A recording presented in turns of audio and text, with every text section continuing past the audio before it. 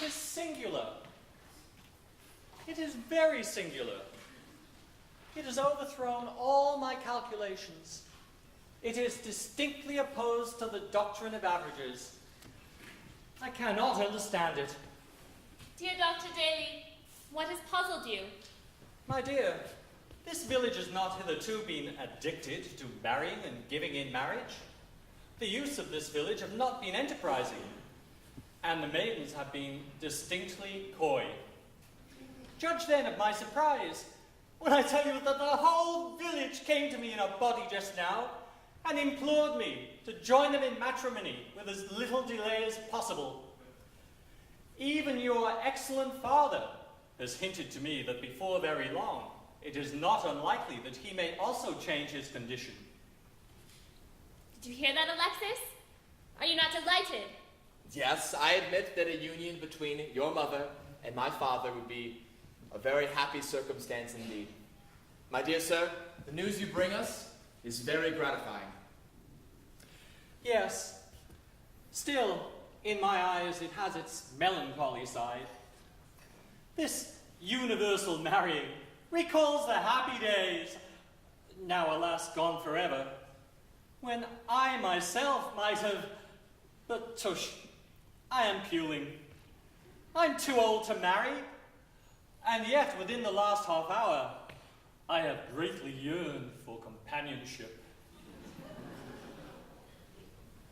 I never remarked it before, but the young maidens of this village are very comely. So likewise are the middle-aged. Also the elderly. All are comely, and all are engaged. This way, my darling. Here comes your father now. Mrs. Partlet? Dr. Daly, give me joy.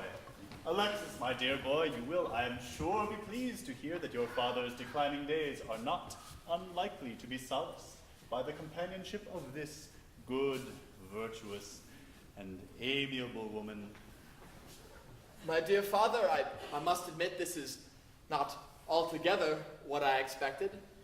I'm certainly taken somewhat by surprise. Still, it should hardly be necessary to assure you that any wife of yours is a mother of mine. It is not altogether what I could have wished. Ah, sir, I entreat your forgiveness.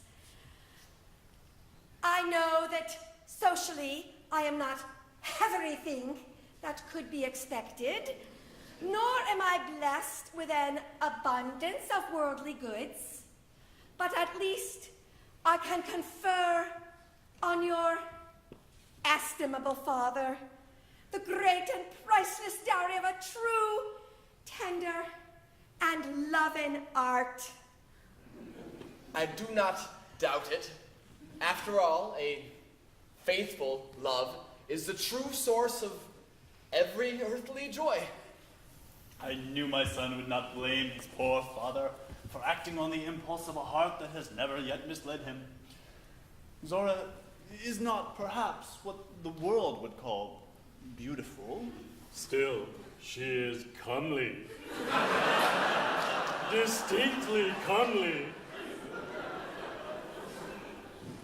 Zora is very good and very clean and quite sober in her habits, and that is worth far more than beauty, dear Marmaduke. Yes, beauty will fade and perish, but personal cleanliness is practically undying. Or it can be renewed whenever it discovers symptoms of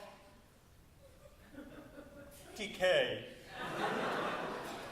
My dear Sir Marmaduke, I heartily congratulate you. I rejoice that it's decided, happy now will be his life, for my father is provided with a kind and tender wife.